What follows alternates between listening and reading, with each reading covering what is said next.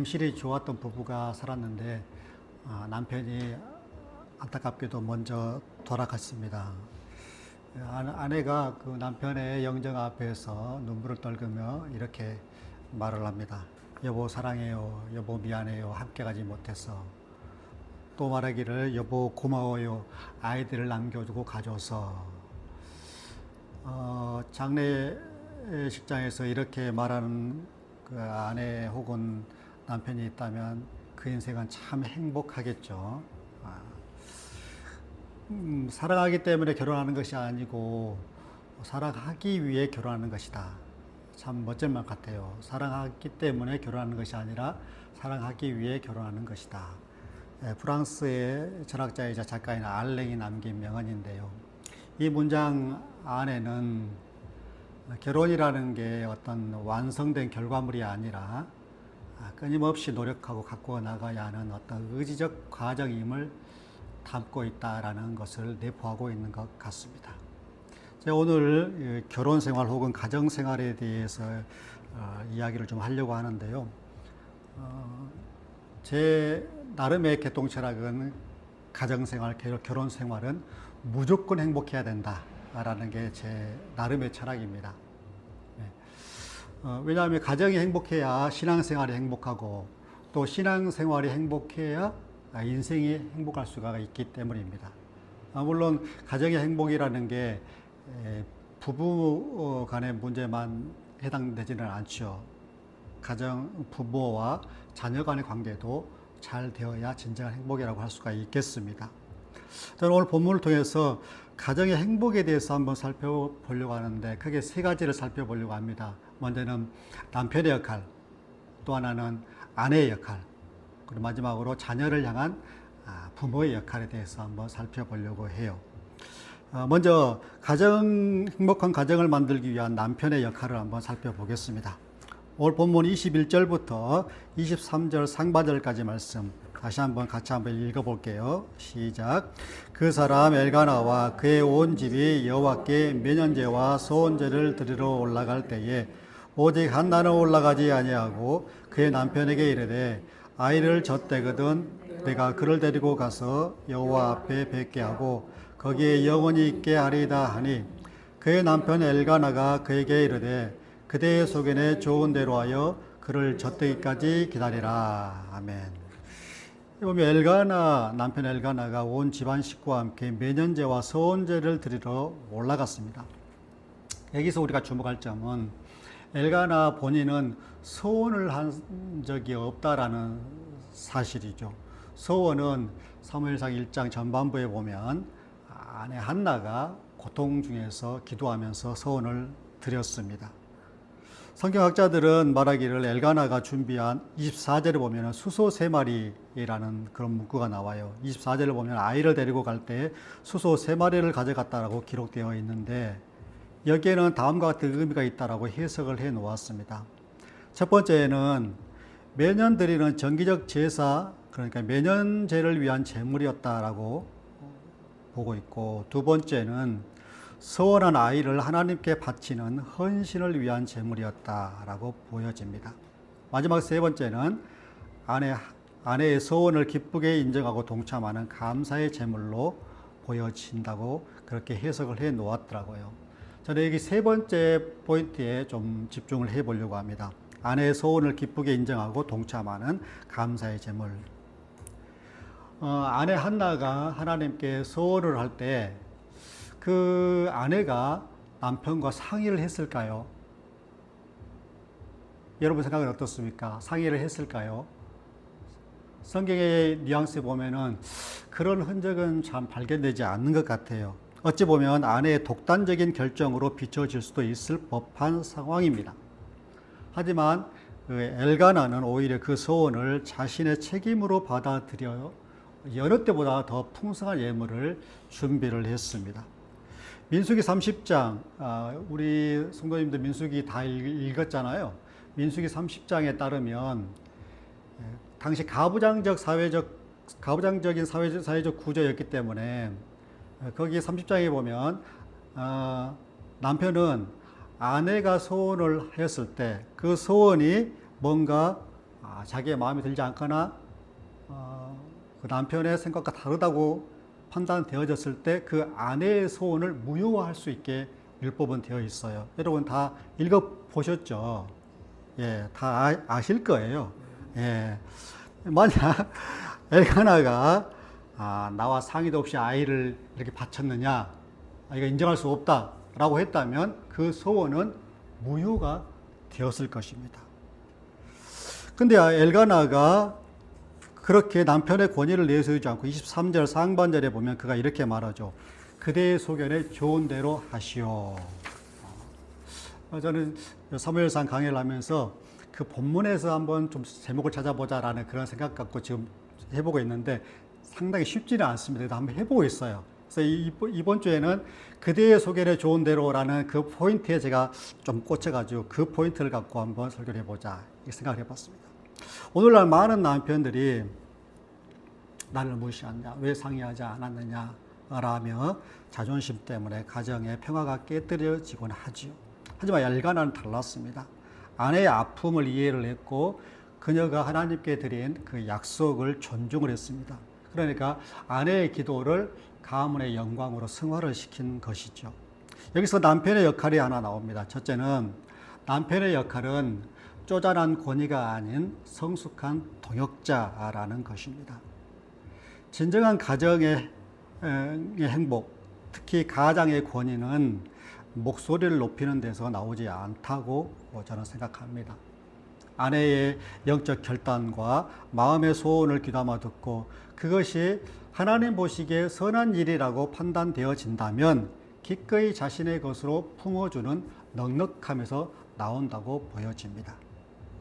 남편들은 엘가나처럼 아내의 소원 어떤 부분들에 있어서 대신 엘가나는 재물을 준비하고 그 소원을 이루어지도록 했던 것처럼 남편들도 어떤 부분에서 뭔가를 아내를 위해서 더 준비를 하고 그것이 이루어지도록 돕는 영적 동역자가 되어야 한다라는 거죠.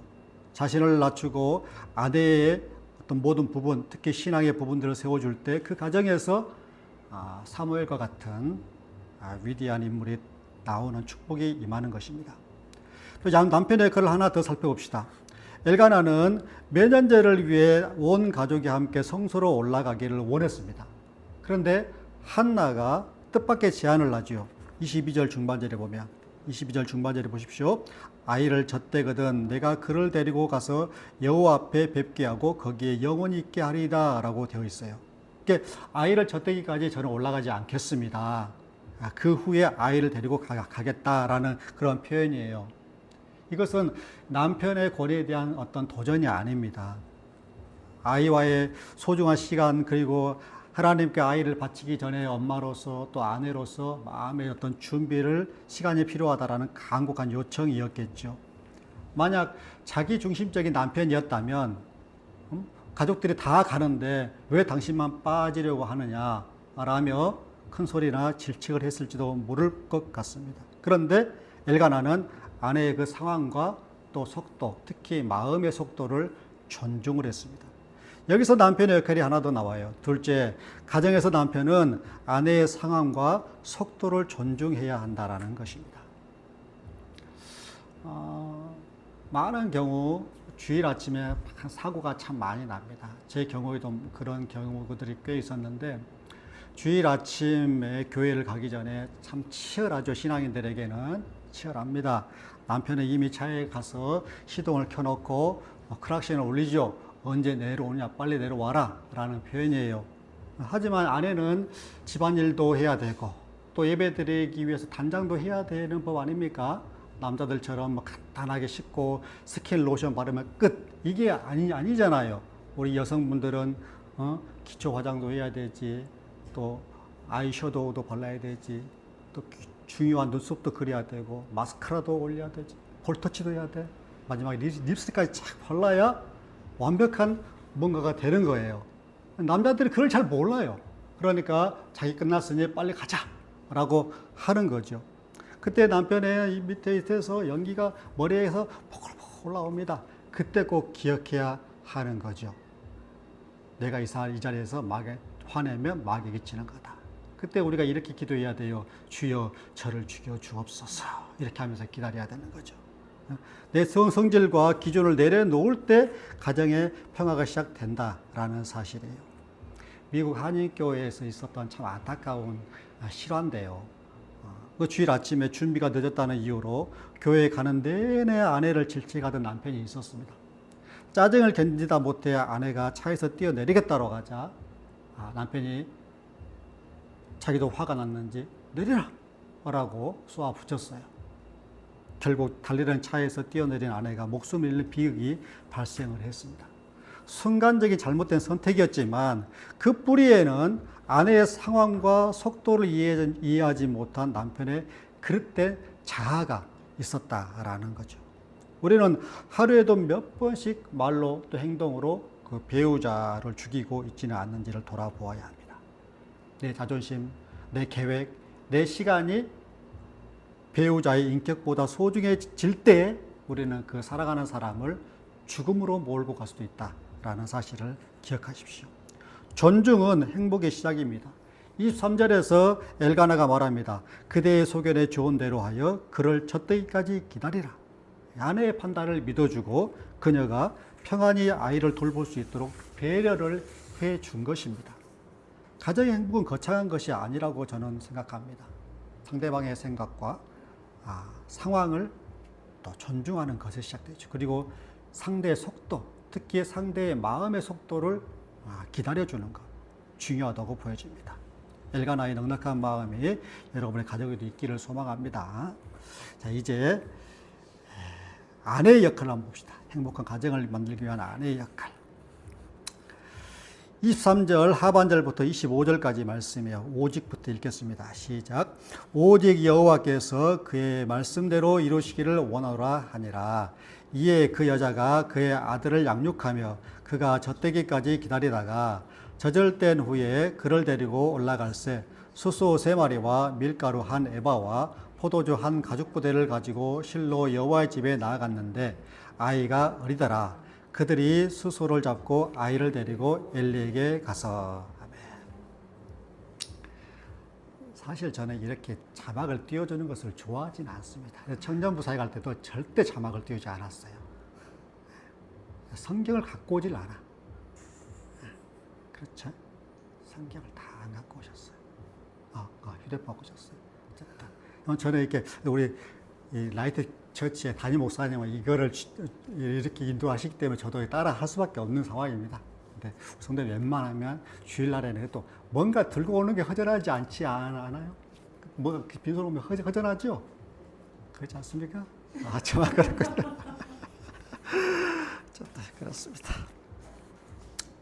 자, 아내의 역할을 한번 해봅시다. 첫째, 가정에서 아내는 거룩한 우선순위를 잘 정해야 한다라는 것입니다. 23절 하반절에 보면 이렇게 되어 있죠. 그 여자가 그의 아들을 양육하며 그가 젖되기까지 기다리다가 이렇게 나와 있습니다. 본문에서 한나는 남편 엘가나에게 아이가 젖되기까지 기다려달라고 요청을 합니다. 이게 단순한 육아의 편의를 위한 것이 아니죠. 한나는 매년제 이스라엘 사람들에게 그 1년에 몇 차례 그 성전에 올라가서 예배하는 것은 굉장히 중요한 일이죠. 그런데 한나는 그 매년제라는 종교적 형식보다도 자녀에게 신앙을 전수하는 실질적 사명을 우선순위에 두었습니다. 아내는 가정에서 영적 타이밍을 읽는 사람이라고 저는 생각합니다. 실제로 가정사에서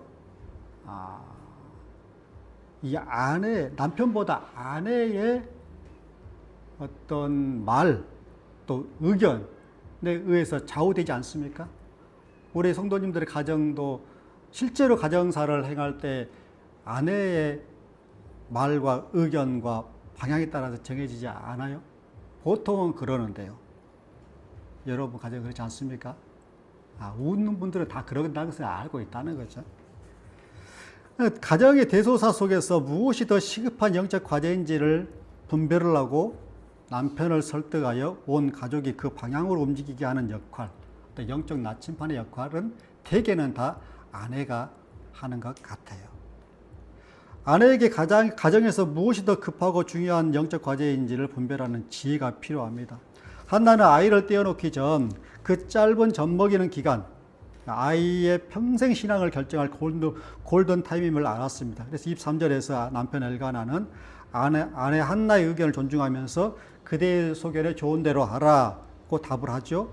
이것은 한나의 독단적인 결정처럼 보이지만 결코 그렇지 않습니다. 평소 남편과의 어떤 두터운 신뢰 관계가 있었기 때문에 자신의 영적 확신을 남편에게 명확히 전달을 했고 남편은 전폭적으로 지지를 한 거죠. 이럴 때 아내는 남편이 가정의 영적 질서를 세울 수 있는 어떤 존재로 돕는 조력자 역할을 하는 동시에 또 하나는 자신의 신앙적 결단으로 남편을 감화시켜서 가정의 합의를 이끌어내는 능동적인 존재죠. 어찌 보면 이 여성, 아내의 역할이 더 훨씬 가정에서는 중요하죠. 가정에서 아내가 어떤 방향으로 우선순위를 정하느냐, 거룩한 우선순위든 삶의 방향이든 그것을 어떻게 정하느냐에 따라서 가정의 흐름과 색깔이 정해진다는 사실을 우리는 꼭 기억해야 합니다.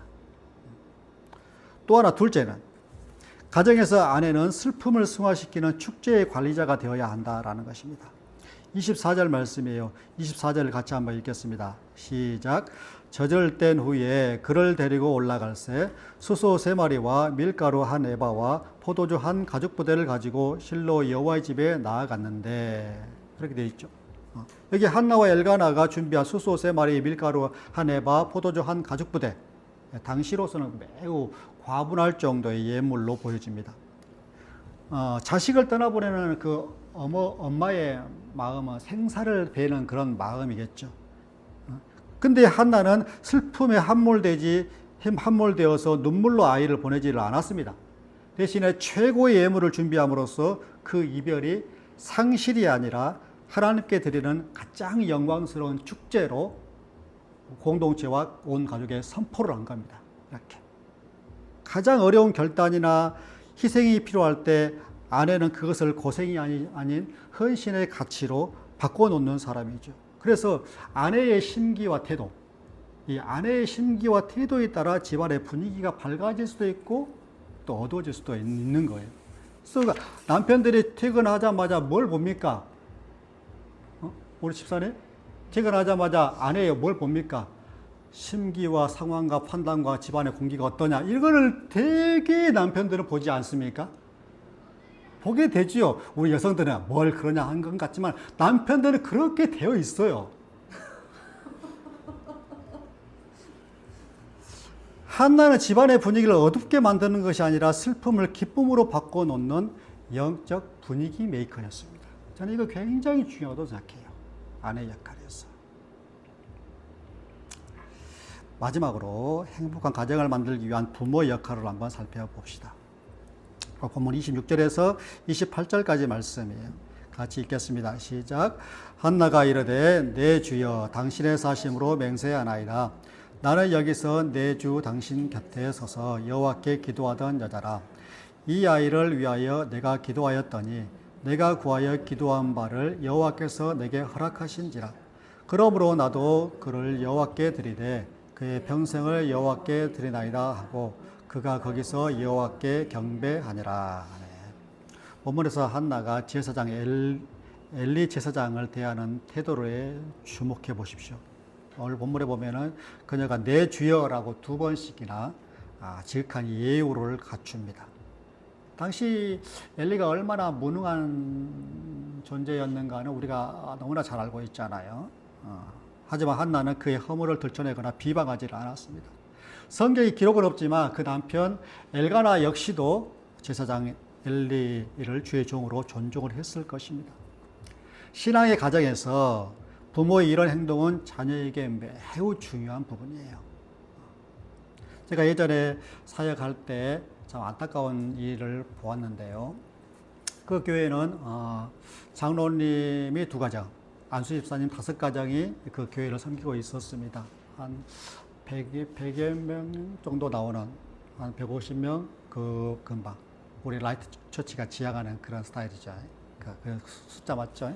예. 그래서 그런 참 가족 같은 그런 분위기의 교회였어요. 그런데 장로님 가정의 자녀들은 교회를 다니지 않거나 혹은 거의 형식적인 신앙생활을 했습니다. 물론 안수입사 가정의 자녀들도 절반 이상은 타교회를 출석하거나 나머지 나온 사람들도 하는 둥 마는 둥 하는 그런 형태였어요. 제가 그때 청년부 사역을 감당했기 때문에 그 중직자 자녀들에 대한 부교육자로서의 그 관리 또 이렇게 대안을 어떻게 해야 되는가 굉장히 관심이 담임 목사님이 관심을 많이 줬죠. 부교육자로서 그 중직자 자녀들을 어떻게 잘 타일러봐라 이렇게 관심이 두는 그런 상황이었어요. 근데 그 친구들을 만나서 여러 차례 수차례 만나서 얘기해 보면 그 친구들 역시도 교회와 그 담임 목사님에 대해서 그렇게 감정이 좋지를 않았습니다. 그분들의 그 중직자들의 특징을 제가 보면은 교회 행사를 할 때나 어떤 상황에서 그 행사의 내용이나 담임 목사님의 어떤 방향성에 대해서 그렇게 좋은 감정을 비추지를 않았어요. 제가 거기서 3년을 살겠었는데.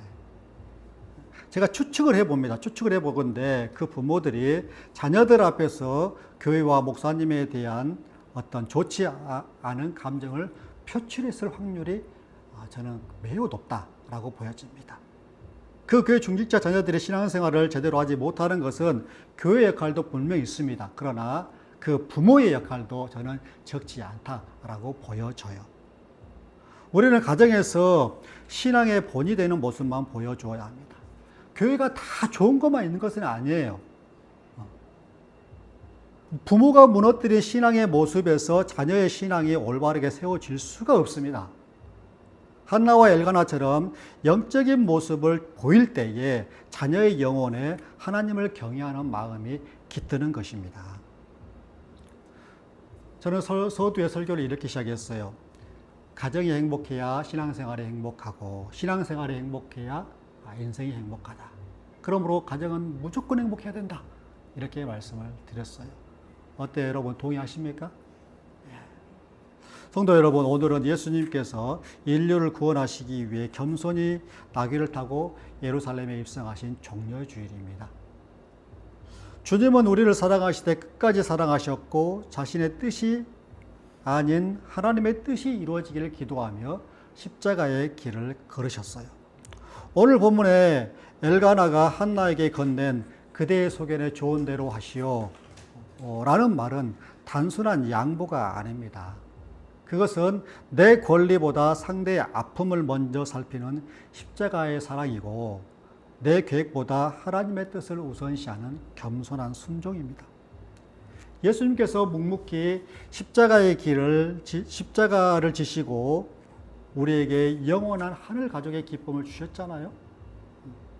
우리도 가정에서 나를 죽이고 배우자와 자녀를 세워주어야 하지 않겠습니까? 이번 고난주간에 저는 그래요. 아까 우리 목사님께서 거창한 이런 금식에 대한 이야기도 했지만 여러분들은 그런 거창한 것 하지 않더라도 단 하나 이번 고난주간만이라도 내 고집과 내 자존심을 내려놓고 엘가나처럼 좀 넉넉하게 가족들과 남편들을 대우하고 아내를 대우하고 혹은 또 한나처럼 어떤 우선순위와 거룩한 방향성을 지키며 살아가보자. 이렇게 하는 것. 이게 이번 고난주간의 가정을 향한 메시지와 또 하나님이 바라시는 방향이 아닐까 여겨집니다.